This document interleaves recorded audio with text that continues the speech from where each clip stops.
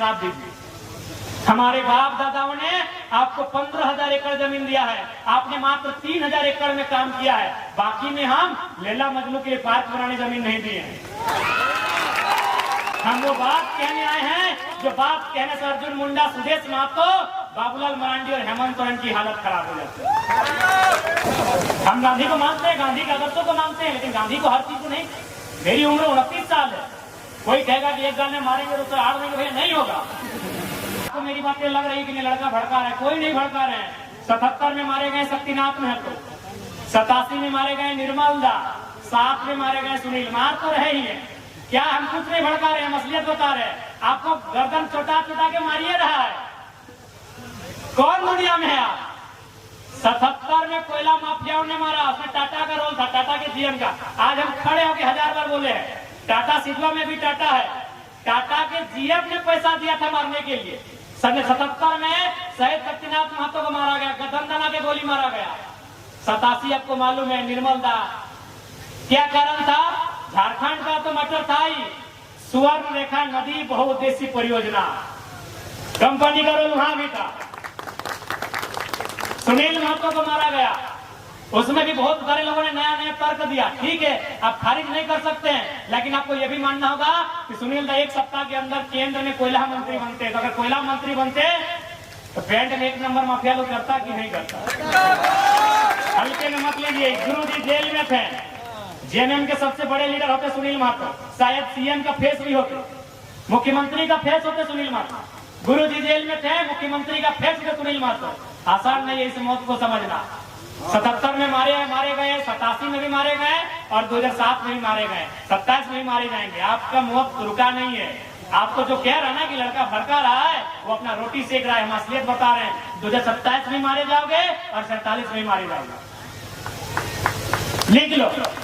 लिख लो 27 में मारे जाओगे, 47 में मारे जाओगे। लेकिन अब अगर मारे जाते हो, आंसू मत बहाना, काउंटर करना।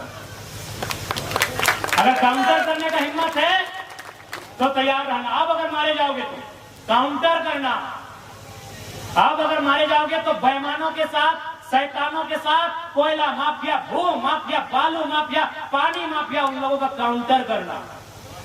अगर आप मारे जाते हो तो, और नहीं तो ऐसे समय समय मारे जाओगे, ऐसे मारे जाओगे, ऐसे काटे जाओगे, बेरहमी से मारे जाओगे। चाहे मालूम है ना, उनकी नजर तुम्हारी जमीन पे है, उनकी नजर तुम्हारे कोयले पे है, उनकी नजर तुम्हारी बालू पे है, उनकी नजर तुम्हारे संसाधन में है। तुम हमेशा मारे जाओगे। हम कोई भड़काने नहीं आए हैं, हम वो बात कहने आए हैं जो बात कहने से चंपई सोरेन की भी हालत खराब हो जाती है। हम वो बात कहने आए हैं जो बात कहने से अर्जुन मुंडा, सुदेश महतो, बाबूलाल मरांडी और हेमंत सोरेन की हालत खराब हो जाती है।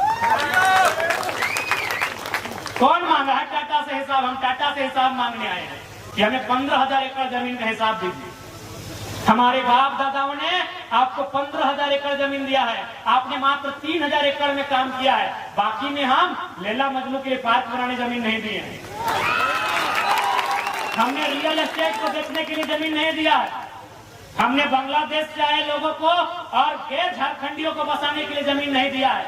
हमने कारखाना खोलने के लिए दिया है। पूरे 15,000 एकड़ में काम कीजिए और उस काम का दाम झारखंडी को दो। कौन सवाल करेगा? करेंगे चंपा जी, कीजिए सदन में सवाल। देखते हैं, गए विद्युत जी संसद भवन गए, कीजिए सवाल। जोबा मांझी संसद गई है, जोबा जी करे सवाल, सुदेश जी करे सवाल, हेमंत जी करे सवाल। हम आपके सवाल को लेकर आए हैं, वो सवाल जो 70 सालों से दफन हो गई थी, उस सवाल को लेकर आए हैं। कोई गलत नहीं हमारा सवाल, कोई गलत नहीं हमारा सवाल। हमने रियल एस्टेट बेचने के लिए जमीन नहीं दिया।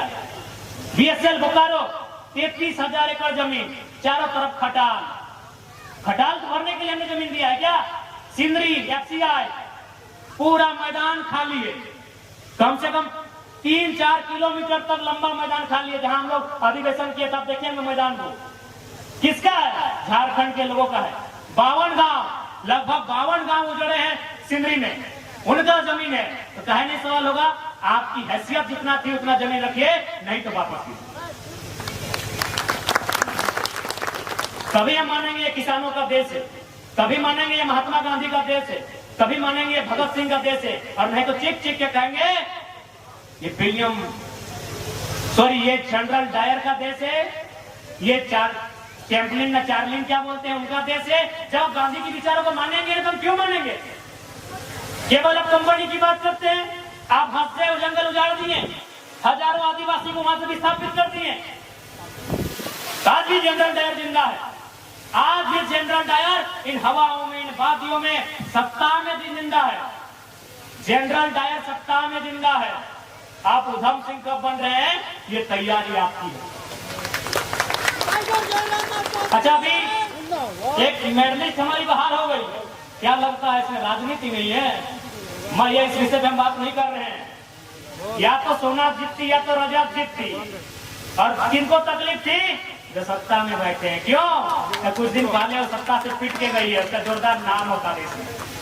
एक एंगल आप इसको तराशिए, वहां पर 1% ही तराशिए, लेकिन इस एंगल को तराशना होगा आपको कि जो 4 को उठा के एक दिन में पटकती है और फाइनल के दिन ड्रॉप आउट हो जाती है। मजाक नहीं है मेरे साथ में। एक आप दक्षिण भारत एक फिल्म देखे होंगे, एक मिस यूनिवर्स का कंपटीशन था। जो लड़की जीतने वाली थी उसको बोले हरा दो, उसका जो गुंडा था वो उसको हराइए, उसको हरा दिया गया। तो ये ओलंपिक में भी और खेल में भी सब कुछ हो सकता है। ज्यादा नहीं कहेंगे, आपको थोड़ा सा एंगल तराशना हो, क्योंकि वो इस देश से पिट के गई थी, इस देश की सड़कों से घिसट के गई थी। और आज अगर वो ओलंपिक से मेडल लेके आती तो वो बादशाह बन गया। और ये शायद कुछ लोगों को मंजूर नहीं था। अब वो कौन लोग हैं आपका पता। इसलिए ये जो आवाज आई है, ये आवाज गलत नहीं है। थोड़ा तरीका हमारा बोलने का हो सकता है एग्रेसिव। अब 29 साल के हैं तो क्या भाई, भगत सिंह की उम्र में गांधी जैसा बात थोड़ी कर पाएंगे।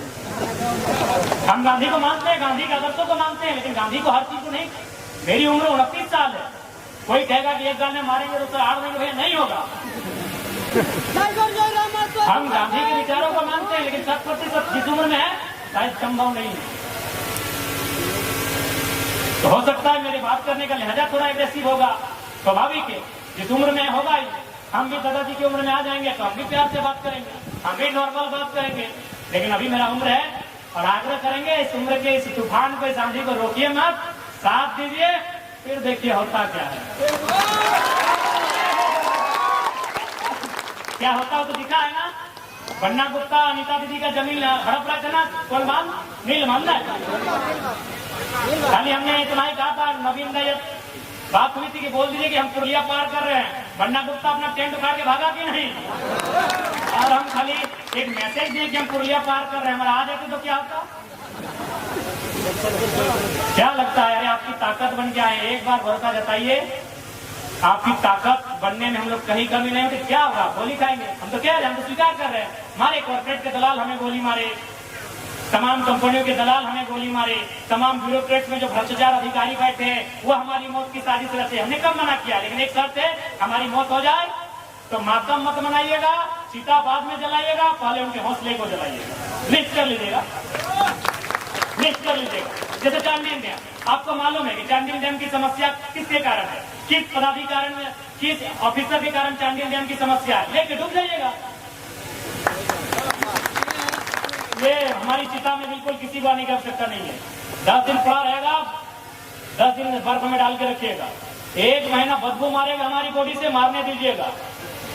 हमारा बॉडी सड़ जाए, सड़ने दीजिएगा, लेकिन सच में अगर गुस्सा लगे तो उनके हौसले को जला के जाइएगा, चिता जला, नहीं तो आप मारे जाएगा। हम नहीं कह रहे, जो भी आपकी आवाज उठाए, हम रहे, चाहे देवंती मुंडा रहे, चाहे कोई रहे, तरुण महतो रहे, भूपेश महतो रहे, चेतन महतो रहे, या कोई रहे, अनिता हेम्ब्रम रहे, सोनामणि टुड्डू दीदी रहे, सविता दीदी रहे, कोई रहे, जो आपके हक के लिए लड़ रहा है, अगर उसके साथ रतिलाल महतो जैसी वारदात दोहराई जाती है तो याद रखिएगा, चिता बाद में जलाइएगा, पहले उनके हौसले को जलाइएगा, क्योंकि ऐसा अवसर बार बार नहीं आएगा। कोई नहीं, मजबूरी में ये बातें आज हमें कहनी पड़ रही, क्योंकि सीधी अंगुली से यहाँ घी निकलता हुआ नहीं दिख रहा है।